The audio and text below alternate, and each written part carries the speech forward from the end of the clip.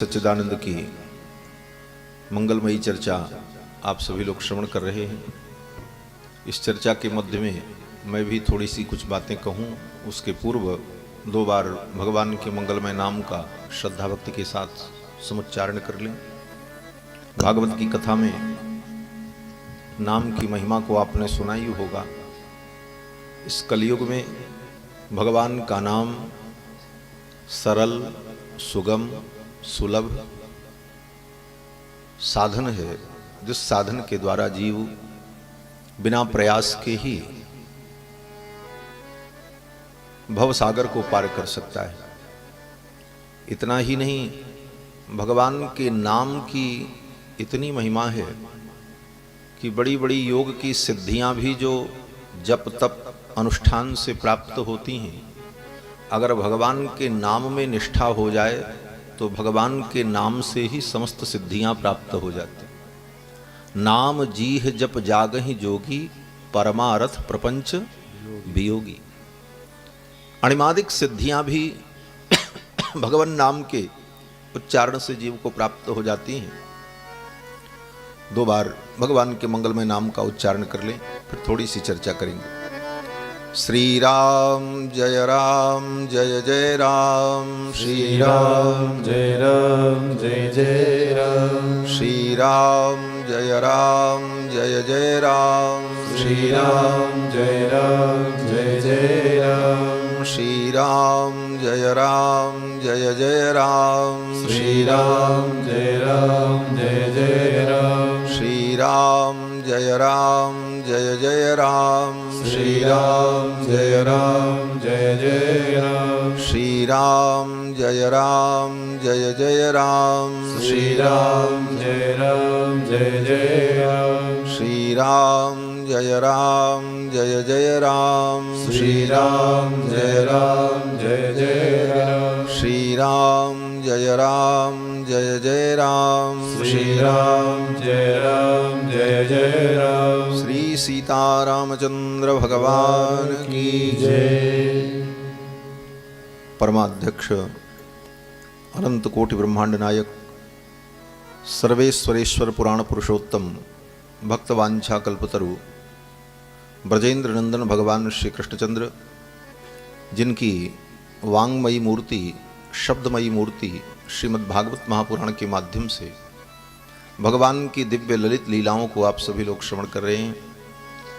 व्यासपीठ पर विराजमान हमारे परम प्रेष्ठ शिष्य स्वामी श्री चतुर्भुजाचार्य जी महाराज, इस कथा के मुख्य यजमान हमारे परम प्रेष्ठ शिष्य श्री पुष्पेंद्र गिरि जी, सपत्नीक सपरिवार, जिन्होंने अपने पूज्य पिताजी की स्मृति में इस कथा का आयोजन किया है।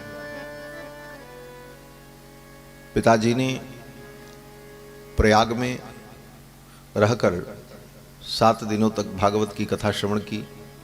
अयोध्या में भी राम कथा श्रवण की और आज उनकी स्मृति में भगवान की एक कथा हो रही है। संसार की यही स्थिति है, संसार में केवल स्मृतियां ही शेष रह जाती हैं। संसार में स्मृतियां ही शेष बचती हैं, बाकी इस नश्वर संसार में कुछ भी नित्य नहीं है। श्रीमद् भगवत गीता में भगवान श्री कृष्ण कहते हैं, अनित्यमसुखम लोकम इमं प्राप्य भजस्वमाम।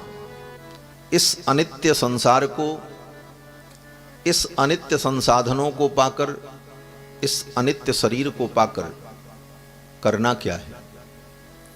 तो भगवान श्री कृष्ण कहते हैं, अनित्यमसुखम लोकम इमं प्राप्य। इस अनित्य लोक को, अनित्य संसाधन को, अनित्य शरीर को पाकर एक काम केवल करना चाहिए, भजस्व माम। भगवान कहते मेरा भजन करना चाहिए। यही इस अनित्य संसार में आकर सब कुछ पाकर सार्थकता यही है कि हम कितना भगवान का भजन कर लें। अन्यथा इस शरीर को और इस अनित्य संसार को, अनित्य संसाधन को पाकर हमने आत्मकल्याण के लिए भगवान का भजन नहीं किया, उपासना नहीं की, तत्वबोध प्राप्त नहीं किया, तो भगवान कहते हैं ऐसे प्राणी पापी हैं, वही वास्तविक पापी है।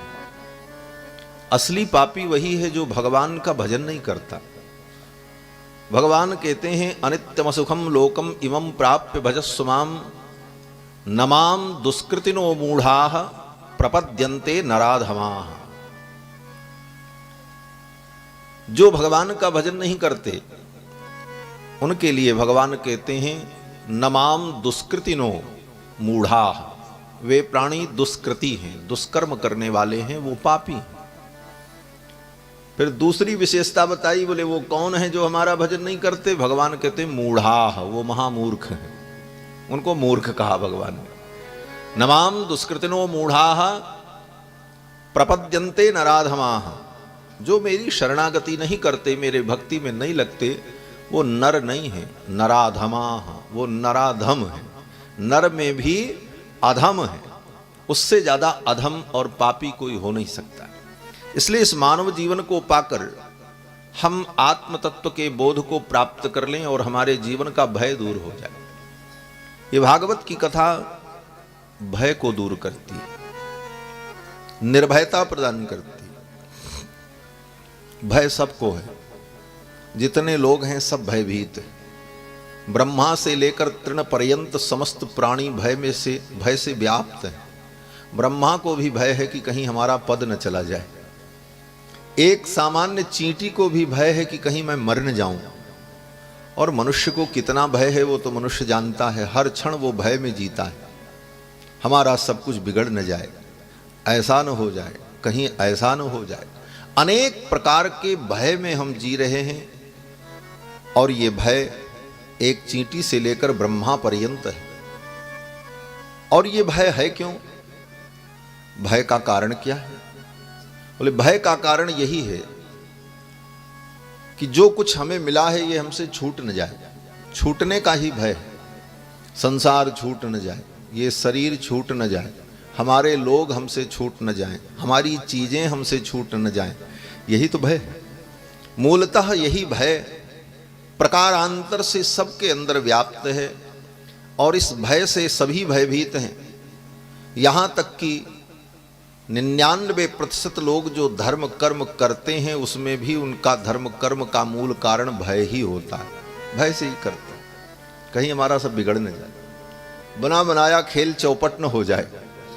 इसलिए भय से जो धर्म की प्रवृत्ति है उसी को कहा जाता है धर्म भीरु।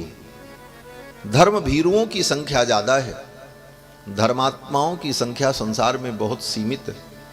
धर्म को ही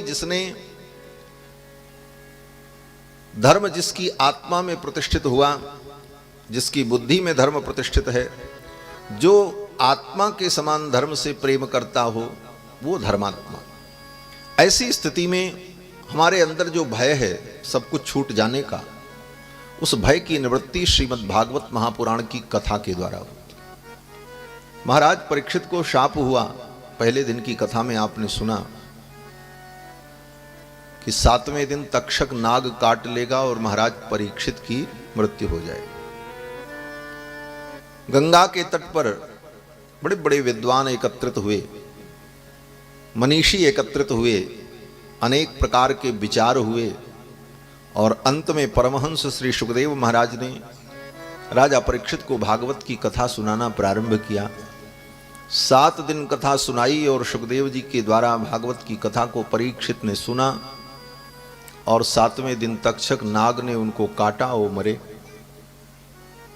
तो फिर भागवत सुनने का फल क्या हुआ?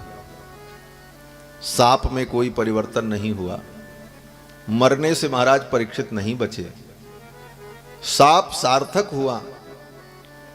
फिर शाप देने पर साप के कारण महाराज परीक्षित कथा सुनने बैठे तो कथा सुनने का फल क्या मिला, ये प्रश्न है। जब मर ही गए और तक्षक ने काटा ही, तो फिर ये 7 दिन तक ना भी करते तब भी वही होता जो हुआ।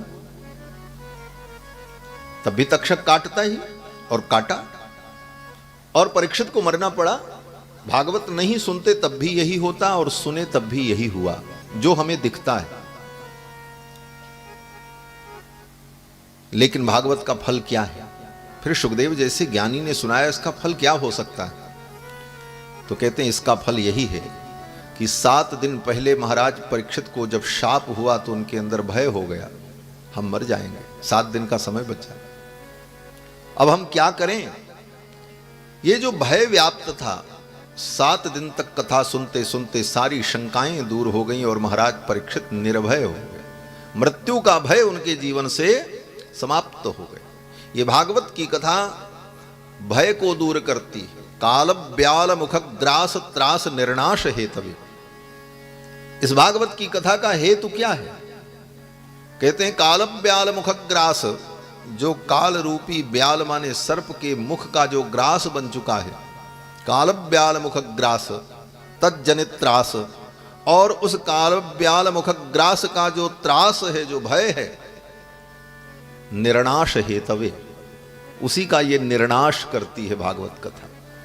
उस भय को ये दूर कर देती है और हमारे जीवन में मरने का भय समाप्त हो जाए, संसार छूटने का भय समाप्त हो जाए, सब कुछ छूट जाएगा, ये हम मानकर अपने मन को समझा लें खूब अच्छे ढंग से। यही भागवत का तात्पर्य है। और सुखदेव जी ने यही सुनाया और 7 दिन में महाराज परीक्षित ने यही समझा और 7वें दिन महाराज परीक्षित ने यही कहा, सिद्धोस्मि अनुगृहीतोस्मि भवता करुणात्मना। हे भगवान, सिद्धोस्मि, अब मैं सिद्ध हो गया। सिद्ध हो गए? कौन सी सिद्धि मिल गई? अब तो जोगी हो गए, सिद्ध हो गए। जैसे सिद्ध लोग बड़े बड़े चमत्कार दिखाते हैं। आजकल तो चमत्कार को ही नमस्कार है, जो चमत्कार दिखावे उसी को नमस्कार।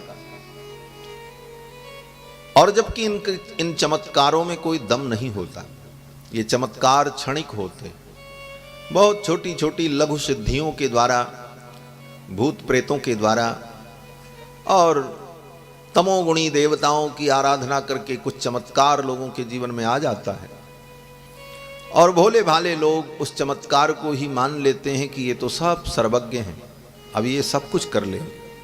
भगवान के अतिरिक्त कोई नियामक नहीं है। भगवान ही एकमात्र सारे ब्रह्मांड के नियामक हैं और सबका नियमन वही करते, उन्हीं के नियम में सब कुछ चलता है। मृत्युर्धावति पंचमः, उन्हीं परमात्मा के नियम का अनुसरण करते हुए मृत्यु भी दौड़ती रहती है, आज इनको मारना है, आज इनको मारना है। उस परमात्मा के विधान में कहीं किसी भी प्रकार का परिवर्तन कोई नहीं कर सकता, कोई आदमी नहीं कर सकता, कोई देवता भी नहीं कर सकता, वह अटल है। लेकिन इन बातों को न जानने के कारण ही जीव भटकता है। महाराज परीक्षित कहते मैं तो सिद्ध हो गया, सिद्धोस्मि अनुगृहीतोस्मि भवता करुणात्मना। हे भगवान, आपकी करुणा से, आपकी कृपा से मैं सिद्ध हो गया। सिद्ध होने का मतलब यही है कि अब मैं परिपक्व हो गया, परिपक्वता आ गई, ज्ञान की परिपक्वता।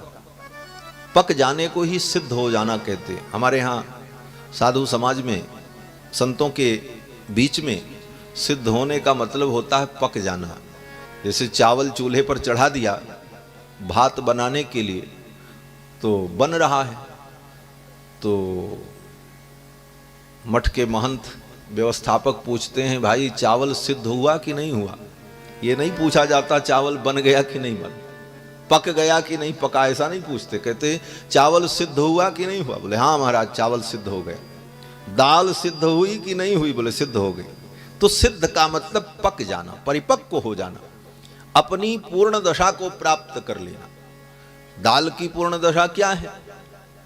बोले पहले वो बीज रूप में थी, 2 दल मिल गए तो एक था, चना था चाहे मटर था, जो भी कहो, उसकी वो प्रथम दशा थी, उत्पत्ति दशा। फिर वह किसी खेत में बोया गया, अंकुरित हुआ, फिर उसमें फल लगे, अब चल रहा है क्रम। फिर वो परिपक्व हुआ, फिर परिपक्व होकर के वो घर में आया, और फिर घर में आने के बाद फिर वो पका, और पकने के बाद विगलित होकर के अंतिम दशा को प्राप्त हो गया। अब उसके बाद कुछ नहीं होना है।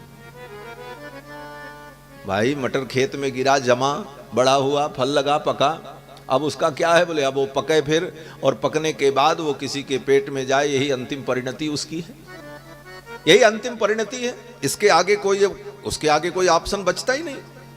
उसी प्रकार जीव इन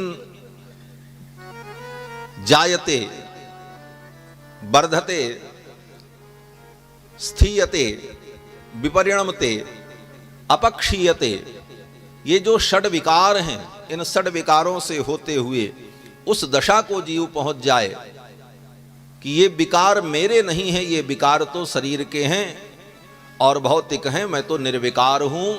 अपनी उस निर्विकार दशा को, अपनी वास्तविक स्थिति को प्राप्त कर ले, इसी को कहते हैं सिद्ध हो जाए। महाराज परीक्षित को दशा प्राप्त हो गई। परीक्षित कहते हैं सिद्धोस्मि, अब मैं सिद्ध हो गया। अनुगृहीतोस्मि भवता करुणात्मना, आपकी करुणा हुई और उस करुणा का फल यही हुआ, अब मुझे कोई भय नहीं। और जाते जाते सुखदेव भगवान ने भी यही कहा कि राजन तुम मरोगे ऐसा मत सोचना। राजन तुम मरिष्येति पशु बुद्धि मिमाम जहि। अंतिम उपदेश यही दिया सुखदेव जी ने राजा परीक्षित को कि राजन तुम मरोगे, ये बुद्धि अगर तुम्हारे अंदर अभी भी है इतना सुनने के बाद, तो ये पशु बुद्धि है और इस बुद्धि का तुम त्याग कर दो। बस तुम नहीं मरोगे, तुम आत्मरूप हो। यह आत्मबोध ही भागवत कथा सुनने का और समझने का, अनुसंधान करने का फल है। अब बात इतनी सी ही है, लेकिन इतनी बात को समझाने के लिए ही अनेक कथाएं, अनेक उपाख्यान, अनेक प्रसंग श्रीमद् भागवत महापुराण में श्री सुखदेव भगवान ने सुनाया और वेदों के रहस्य को श्रीमद् भागवत महापुराण के रूप में प्रस्तुत किया। और इन कथाओं को सुनकर के जीव को अपनी आत्मा का स्वरूप, परमात्मा का स्वरूप और माया का स्वरूप, इन तीनों तत्वों के स्वरूप का यथार्थ ज्ञान प्राप्त हो जाता है। और यथार्थ ज्ञान प्राप्त हो जाए आत्म स्वरूप का, परमात्मा स्वरूप का, तो स्वतः सारे भय दूर हो जाते हैं, व्यक्ति निर्भयता को प्राप्त कर लेता। इसलिए भागवत के महात्म्य में कहते हैं कि ज्ञान विज्ञान भक्त्यंग चतुष्टय परम वचः माया मर्दन दक्षम च विद्धि भागवतम च तत्। ज्ञान विज्ञान भक्ति से युक्त माया का मर्दन कर देने वाला जो विशुद्ध ज्ञान है, उसी ज्ञान का नाम श्रीमद् भागवत महापुराण है। भागवत महापुराण कोई एक पोथी नहीं, भागवत महापुराण वह ज्ञान है जिस ज्ञान के द्वारा जीव के जीवन का भय दूर हो जाए और भगवान की कथाओं को सुनकर, भगवान की लीलाओं को सुनकर हृदय में भगवान के प्रति अनुराग उत्पन्न हो, प्रेम उत्पन्न हो। क्योंकि भगवान के चरणों में जब प्रेम होगा तभी संसार से वैराग्य होगा। राग और वैराग्य, राग माने प्रेम। जब तक संसार से राग होगा तब तक भगवान से वैराग्य रहे, और भगवान से जब राग होगा तभी संसार से वैराग्य हो। क्योंकि राग और वैराग्य इन दोनों का आश्रय कौन है? बोले मन। मन ही राग और वैराग्य दोनों का आश्रय है। और मन दो नहीं होता, मन एक ही होता है। इसीलिए गोपियों ने कहा ऊधव मन न भये 10-20, एक हतो सो गयो श्याम संग को आराधे ईश, ऊधव मन न भये 10-20। मन 10-20 नहीं है, मन तो एक है। अगर वो संसार के राग में है तो भगवान के राग में नहीं हो सकता, और भगवान के राग में है तो फिर उसके मन में संसार का राग नहीं हो सकता, क्योंकि मन एक है। एक ही साथ मन दो जगह नहीं लगता है। हम आप भी अपने जीवन में देखते हैं, इंद्रियों के द्वारा जो हम विषयों को ग्रहण करते हैं, उन विषयों के ग्रहण करने में मन का ही योगदान होता है। और एक साथ दो इंद्रियां विषय को नहीं ग्रहण करती, क्योंकि मन एक है। आंख से देखने का काम होता है, कान से सुनने का काम होता है, नाक से सूंघने का काम होता है, जीभ से रस लेने का काम होता है, और शरीर के सर्वांग में नख से लेकर बाल पर्यंत स्पर्श का जो अनुभव होता है, छू जाने की अनुभूति होती है, कुछ छू गया, स्पर्श अनुभव, ये त्वग इंद्री।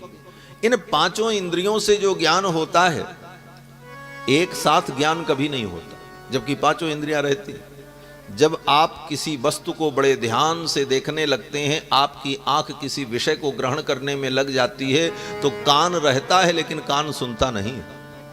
ऐसा नहीं है कि बहरा हो जाता है व्यक्ति, लेकिन वो कान नहीं सुनता। क्यों? बोले उस समय मन आंख से जुड़ जाता है और मन एक ही है, वो कान से नहीं जुड़ पाता, इसलिए कान नहीं सुन पाता। और जब कान में मन जुड़ गया और कान सुनने लगा मन को जोड़कर, तब उस समय आंख देख नहीं पाती। देखती है, न देख पाने का मतलब यह है कि वो फिर जिस तरह से देखना चाहिए उस तरह से नहीं देखती। इसीलिए हमारे जीवन में देखा जाता है कि जब कोई व्यक्ति किसी बात पर विचार कर रहा हो, उसका मन विचार में लगा हो और उसकी आंख के सामने से कोई चला जाए, उसको पता ही नहीं चलता।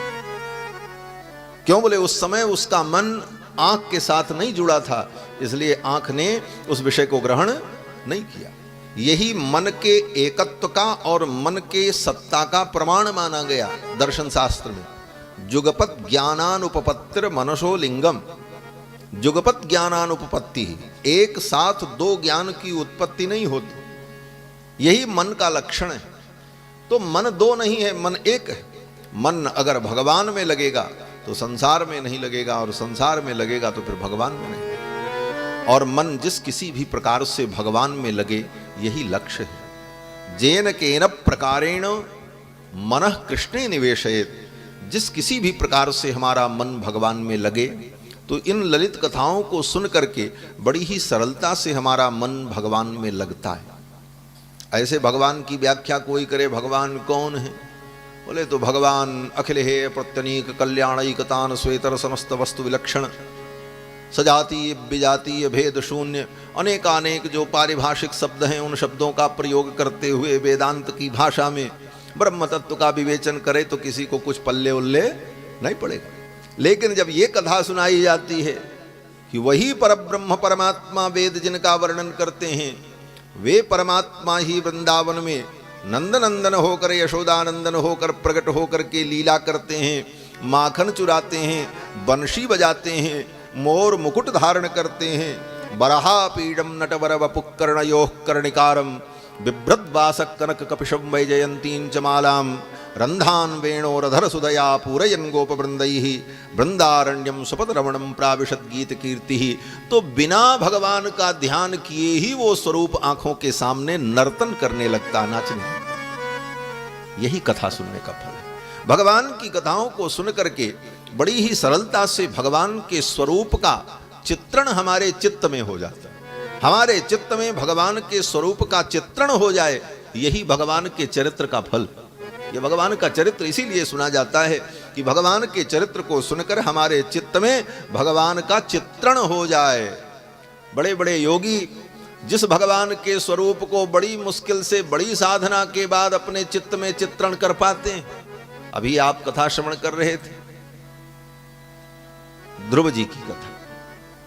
अपने हृदय में भगवान के उस दिव्य श्रीमंगल विग्रह का चित्रण करने के लिए ध्रुव जी को कितनी कठिन तपस्या करनी पड़ी। 3 दिन तक लगातार अन्न जल कुछ भी ग्रहण नहीं किया और मंत्र का जप करते रहे, ध्यान करते रहे भगवान का।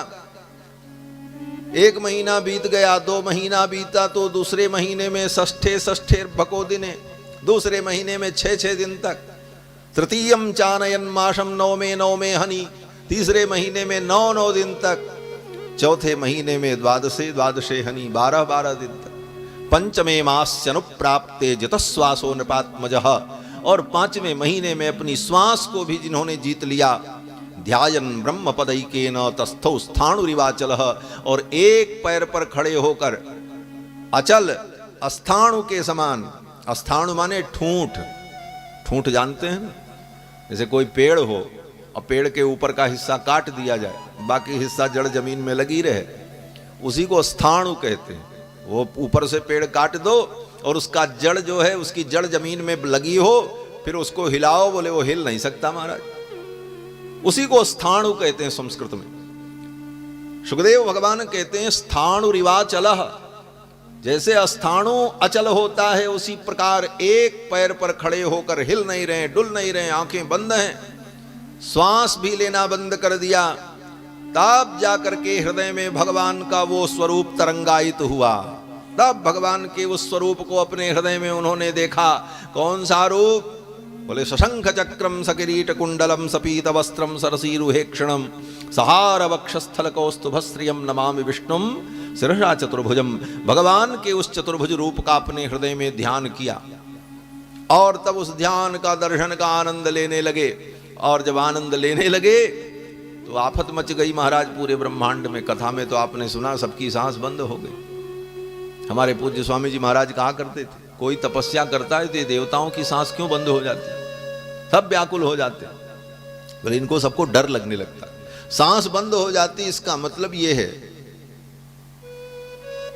कि जैसे कोई व्यक्ति समाज में बहुत अच्छा काम करने लग जाए, उसके लाखों फॉलोअर्स हो जाएं, लोग उसके अनुयायी बनने लग जाएं, तो बड़े बड़े राजाओं को भी डर लगने लगता है कि सारी जनता इनके पक्ष में हो जाएगी तो हमारी तो सत्ता ही चली जाएगी। फिर तो राजा की सांस ऊपर नीचे होना स्वाभाविक। उसी प्रकार कोई जब तप के द्वारा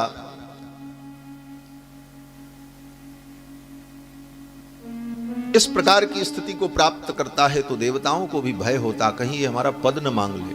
क्यों? बोले अब इसकी तपस्या से तो भगवान प्रसन्न हो जाएंगे, और भगवान आएंगे तो भगवान एक ही बात कहेंगे, ब्रियताम ईप्सितो बरह, जो तुमको ईप्सित हो मांगो।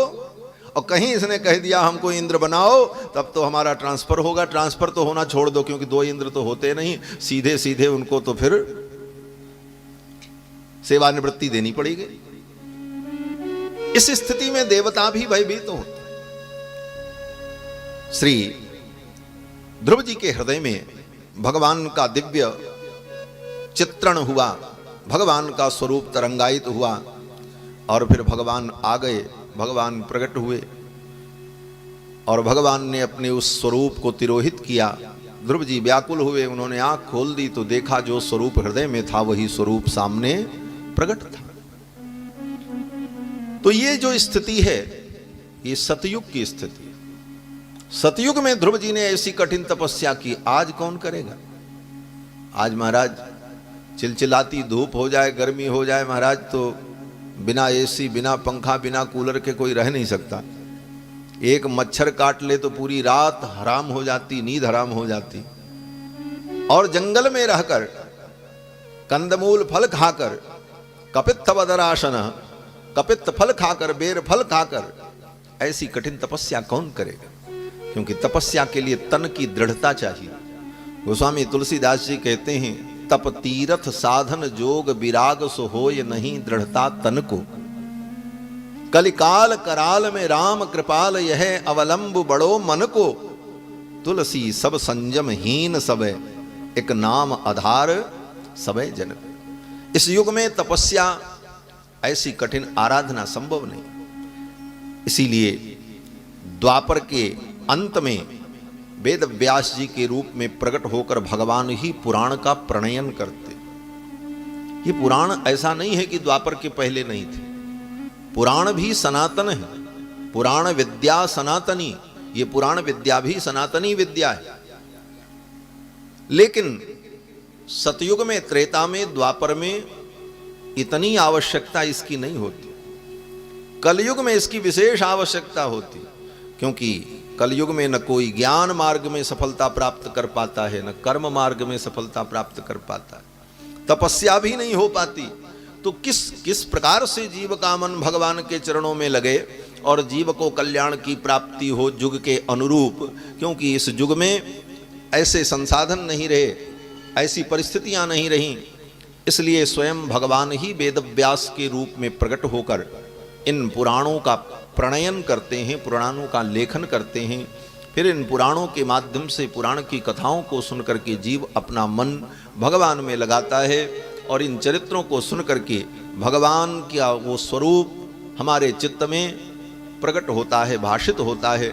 जो योग के द्वारा, ध्यान के द्वारा प्राप्त होता है, वही फल भगवान की कथा के द्वारा जीव को प्राप्त हो जाता है। लेकिन श्रद्धा भाव से सुने तब। हाँ, कथा सुनने की विधि क्या है? बोले दूसरी रतिमम कथा प्रसंगा, प्रथम भगति संतन कर संगा। पहली भक्ति तो संतों का संग, और दूसरी भक्ति क्या है? बोले दूसरी रति मम कथा प्रसंगा, भगवान की कथा में रति हो, प्रेम पूर्वक इसे श्रवण कर, तर्क कुतर्क वितर्क इससे ऊपर उठकर श्रद्धा भाव से भगवान के चरित्र को हम सुने तो भगवान के चरित्र को सुनने से हमारा चित्त निर्मल हो जाता है। भगवान के चरित्र को सुनने से हमारा चित्त संशोधित हो जाता है, धुल जाता है। स्वयं भगवान कहते हैं यथा यथात्मा परिमृज्यते सौ मत्पुण्य गाथा श्रवणाभिधानैहि तथा तथा पश्यति वस्तु सूक्ष्मम चक्षुर यथैवांजन संप्रयुक्तम। यथा यथात्मा परिमृज्यते सौ, ज्यों ज्यों भक्त हमारी इन कथाओं को सुनता है उसकी आत्मा का परिमार्जन होता है, उसका अंतःकरण धुलता है, निर्मल होता है। परिमृज्यते सौ किस प्रकार से? बोले मत पुण्य गाथा श्रवणाभिधान ही, हमारी इस पुण्य गाथा के श्रवण के द्वारा।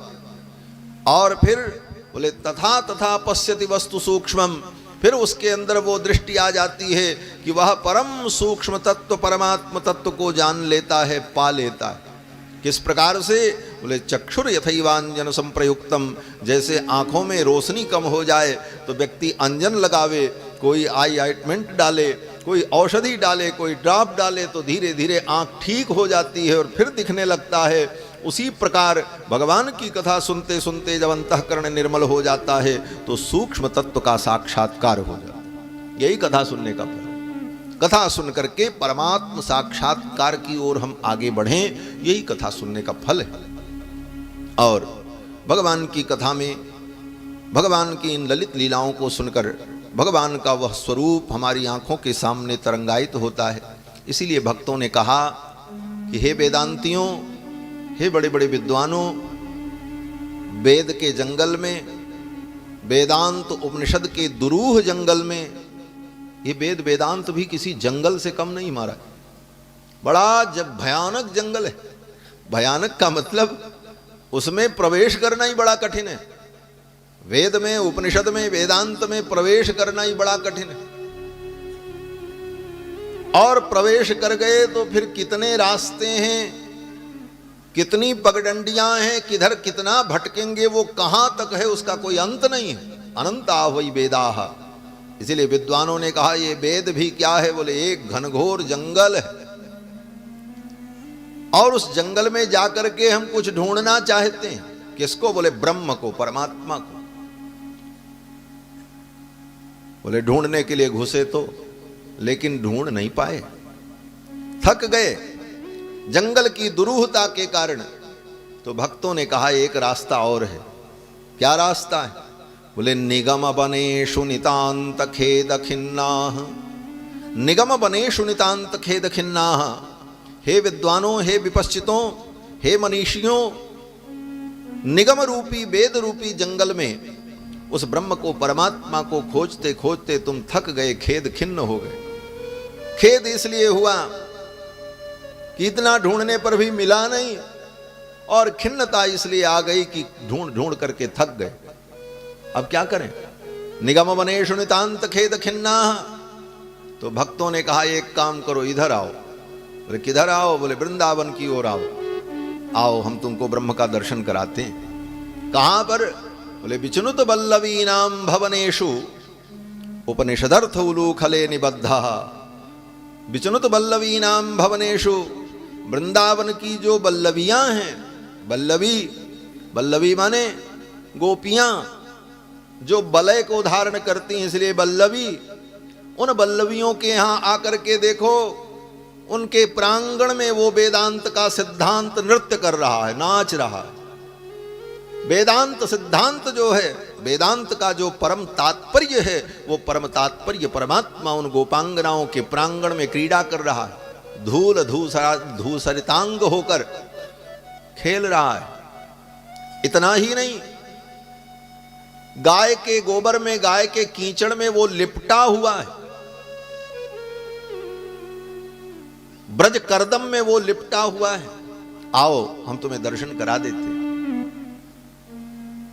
तो वृंदावन में भगवान की इन जो लीलाएं हुई, उन लीलाओं का वर्णन सुन करके हमारा मन बड़ी ही सरलता और सहजता से उस ब्रह्म तत्व को जान लेता है, समझ लेता है। यही भगवान की कथा का तात्पर्य है।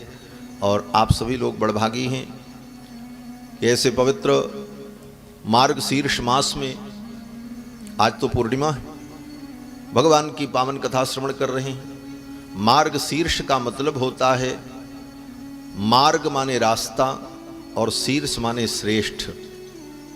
श्रेष्ठ मार्ग क्या है? श्रेष्ठ मार्ग यही है भक्ति का मार्ग।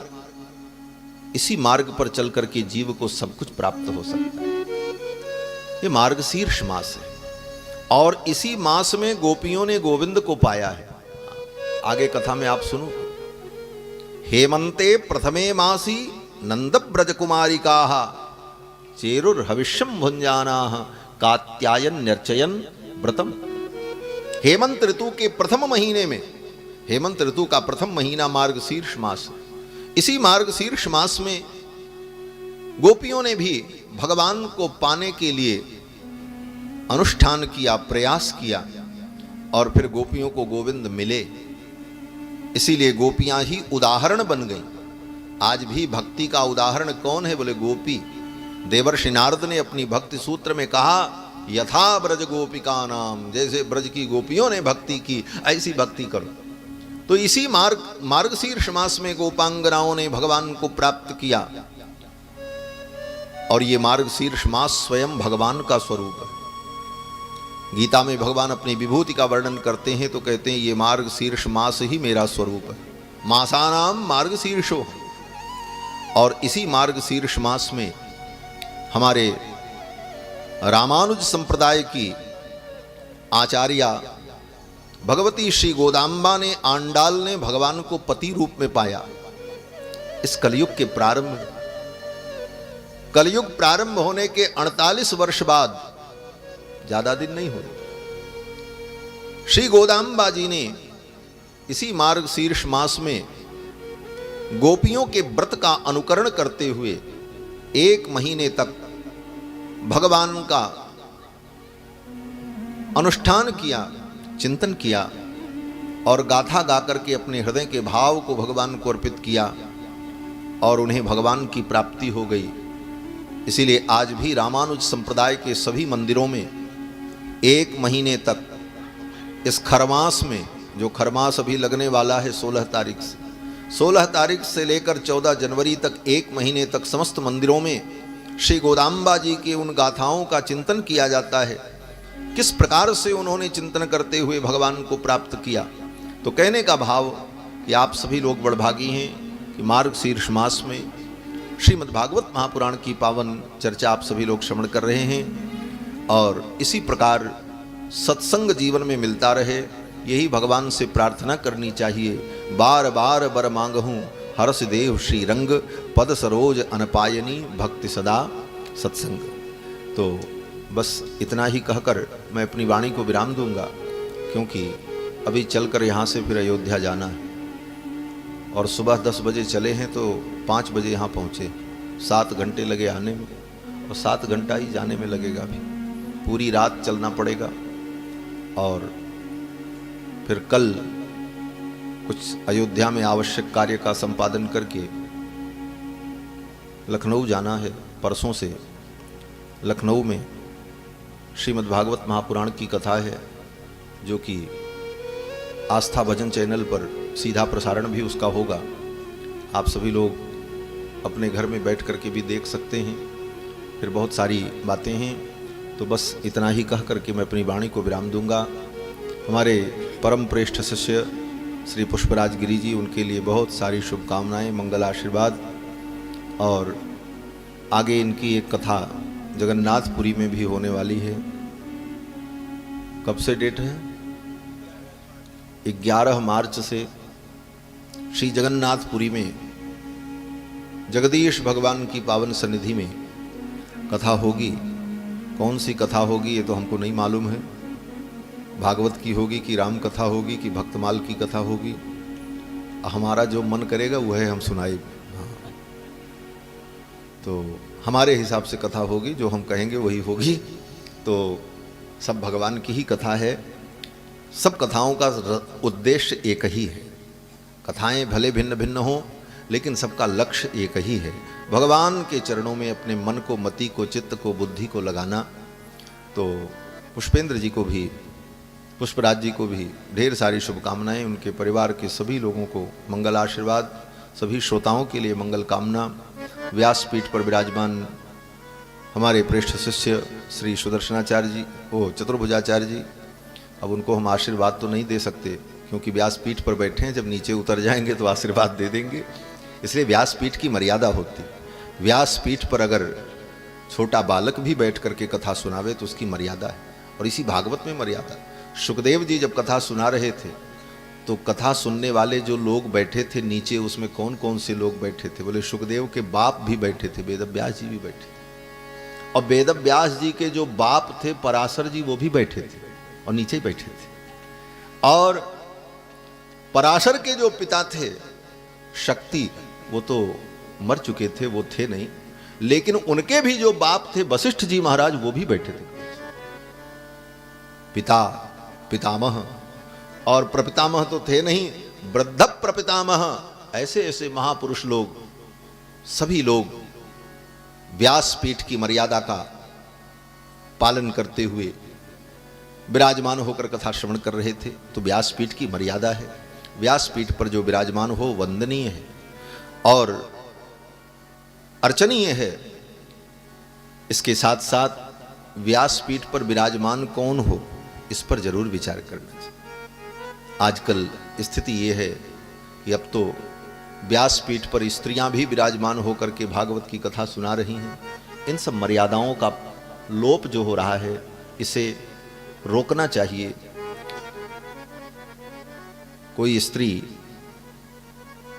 व्यासपीठ पर बैठ करके भागवत की 7 दिन कथा करे, 9 दिन रामायण की कथा करे, और जो विधान है उस विधान से सारा पूजन हो, ये शास्त्र आदेश नहीं देता है। यहाँ पर इसका अर्थ आप ये न समझें कि किसी स्त्री विशेष का कोई विरोध है। शास्त्र की मर्यादा होनी चाहिए, क्योंकि भगवान को जानने का साधन शास्त्र है। इसीलिए वेदांत के ब्रह्म सूत्र में तीसरा ब्रह्म सूत्र जो दिया वेदव्यास जी ने, वो क्या दिया?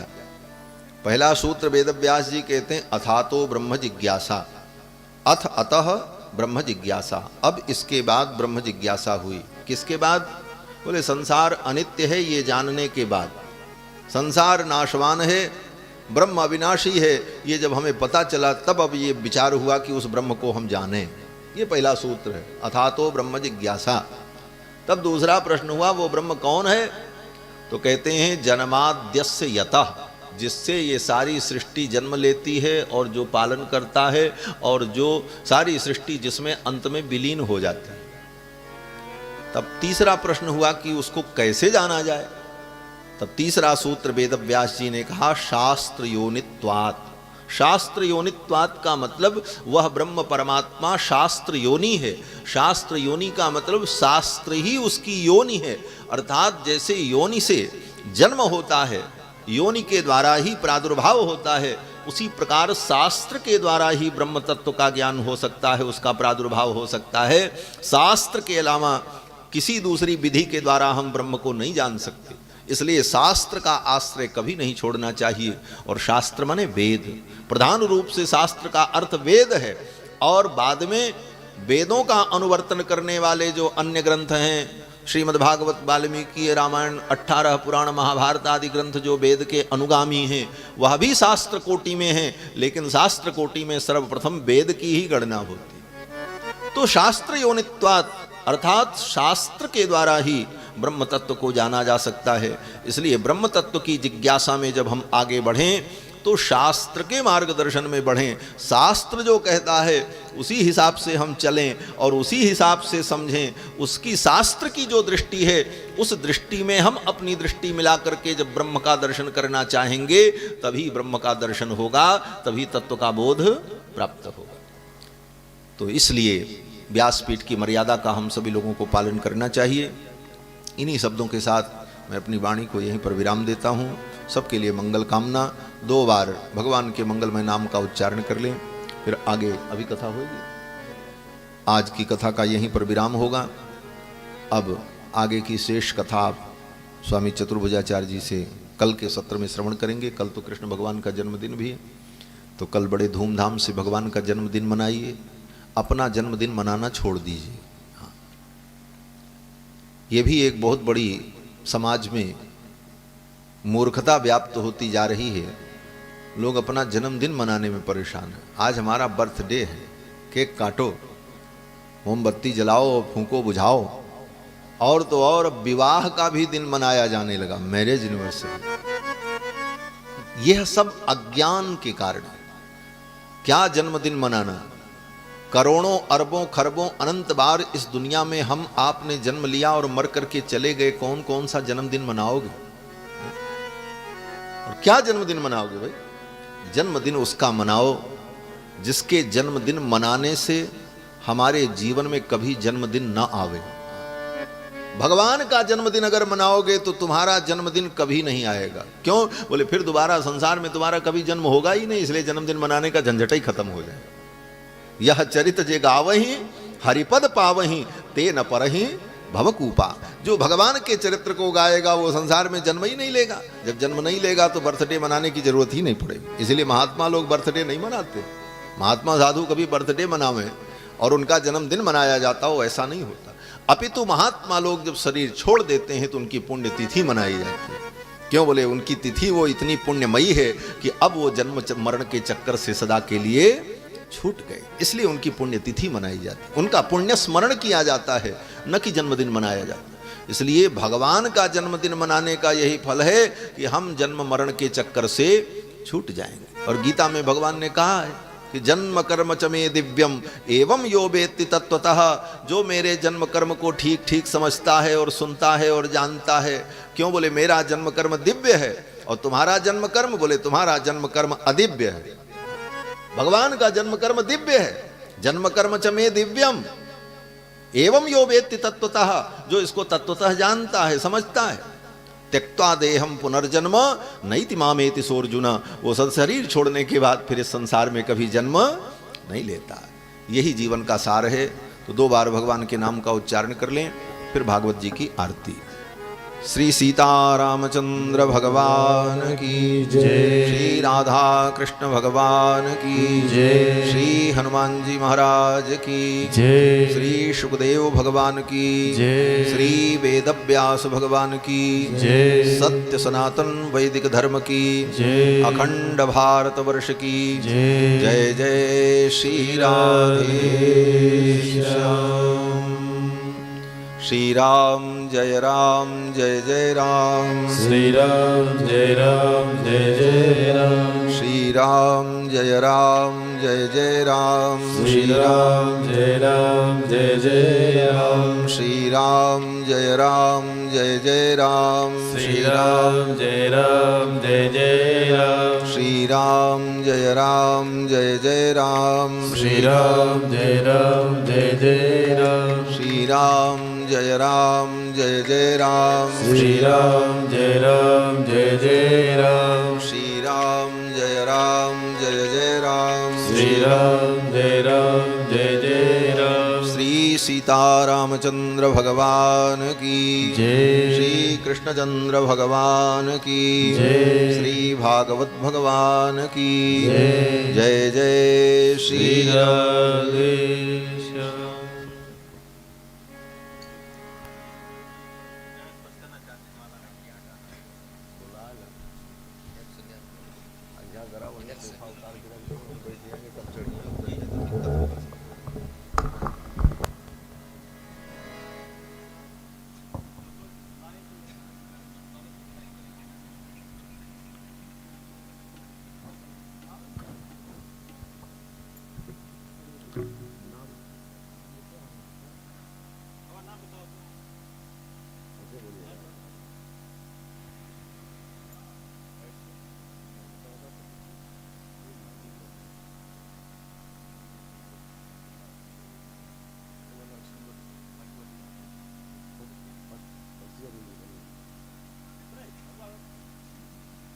हमारे बीच में आज परम श्रद्धेय स्वामी जी महाराज का पदार्पण हुआ है और शायद इस गांव में जैसा गिरी जी बता रहे थे पहली बार स्वामी जी का पदार्पण हुआ है, तो कुछ लोगों का जो है मन है कि स्वामी जी के चरणों में अपना पुष्प अर्पित करने का। उनका मैं नाम यहाँ से बोलूँगा और आप लोग एक एक करके आकर के पूज्य स्वामी जी महाराज का माल्यार्पण करेंगे और आशीर्वाद लेकर के फिर यथास्थान पर में विराजमान हो जाएंगे। सर्वप्रथम अयोध्या प्रसाद उपाध्याय जी, आप यथाशीघ्र आवें मंच के पास में और स्वामी जी के पुष्पमाल अर्पित करके अपना आशीर्वाद ग्रहण करें। अयोध्या प्रसाद उपाध्याय जी, श्री चंद्रिका प्रसाद उपाध्याय जी, केवल भान सिंह जी,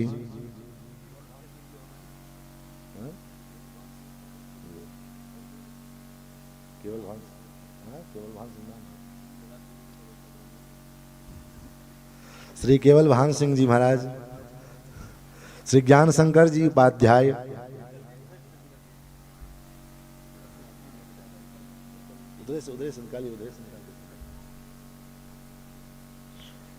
श्री लखन सिंह जी,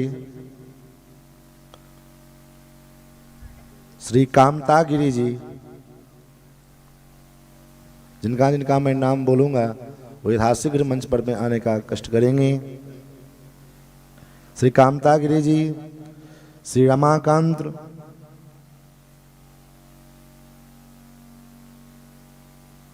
मिश्र जी,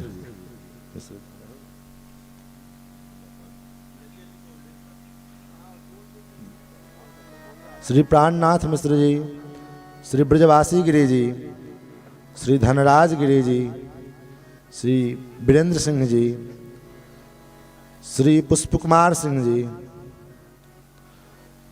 श्री अशोक कुमार गिरी जी, श्री विनोद कुमार गिरी जी, श्री देवेश गिरी जी,